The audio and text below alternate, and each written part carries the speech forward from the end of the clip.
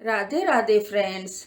ज्येष्ठ पूर्णिमा व्रत में सुनी जाने वाली सत्यनारायण भगवान की कहानी सुनाने जा रही हूँ। श्री सत्यनारायण भगवान की जय। सूत जी बोलते हैं, हे ऋषियों, जिसने पहले समय में इस व्रत को किया था उसका इतिहास कहता हूँ, ध्यान से सुनो। सुंदर काशीपुरी नगर में एक अत्यंत निर्धन ब्राह्मण रहता था। वह भूख प्यास से परेशान धरती पर घूमता रहता था। ब्राह्मणों से प्रेम करने वाले भगवान ने एक दिन ब्राह्मण भेष धारण कर उसके पास जाकर पूछा, हे विप्रवर, नित्य दुखी होकर तुम पृथ्वी पर क्यों घूमते हो? दीन ब्राह्मण बोला, मैं निर्धन ब्राह्मण हूँ, भिक्षा के लिए धरती पर घूमता हूँ। यदि आप इसका कोई उपाय जानते हैं तो बतलाइए। वृद्ध ब्राह्मण रूपी भगवान ने कहा कि सत्यनारायण भगवान मनोवांछित फल देने वाले हैं, इसलिए तुम उनका पूजन करो। इसे करने से मनुष्य सभी दुखों से मुक्त हो जाता है। बुद्ध ब्राह्मण बनकर आए। सत्यनारायण भगवान उस निर्धन ब्राह्मण को सारा विधान बताकर अंतर ध्यान हो गए।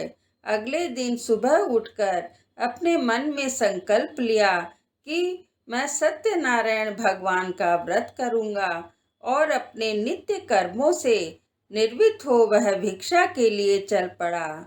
उस दिन उसे भिक्षा में बहुत सा धन प्राप्त हुआ। उसी धन से उसने अपने परिवार के साथ सत्यनारायण भगवान की पूजा की। उसने व्रत रखा। इस व्रत के करने से कुछ दिनों बाद उसके सभी दुख और कष्ट दूर होने लगे और देखते ही देखते वह एक संपन्न व्यक्ति बन गया। तब से हर महीने की पूर्णिमा के दिन वह ब्राह्मण सत्यनारायण भगवान की पूजा व व्रत करता। इस प्रकार सत्यनारायण भगवान के व्रत को करके वह ब्राह्मण सभी पापों और गरीबी से मुक्त हो गया और उसने एक दुर्लभ मोक्ष पद को प्राप्त किया। इस तरह से सत्यनारायण व्रत को जो मनुष्य करेगा वह सभी प्रकार के पापों से छूटकर मोक्ष को प्राप्त होगा।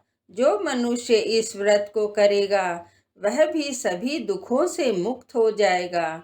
श्री सूत जी बोले, इस तरह से नारद जी से नारायण जी का कहा हुआ श्री सत्यनारायण व्रत को मैंने तुमसे कहा है।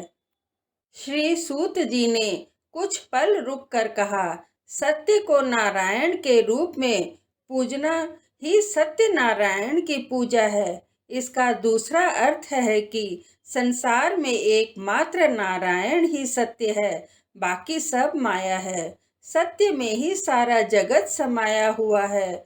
सत्य के सहारे ही शेष पृथ्वी को धारण करते हैं।